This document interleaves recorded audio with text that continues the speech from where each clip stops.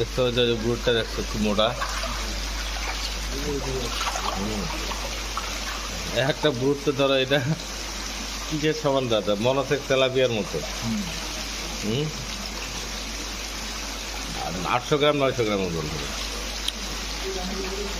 800 গ্রাম 900 গ্রাম 1 কেজির কাছাকাছি হবে।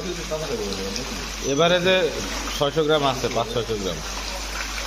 কিছু কিছু ব্রুড অনেক বড় হয়ে যায়। ওই যে ফিমেলটা অনেক বড়। না হলে ফিমেল মেল। ছোটগুলা একটু মেল, বড়গুলা ফিমেল।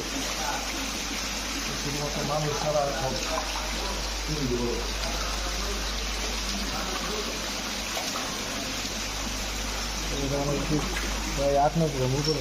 800-900 গ্রামের উপরে পেলাম না, এগুলো অনেক বড় বড়।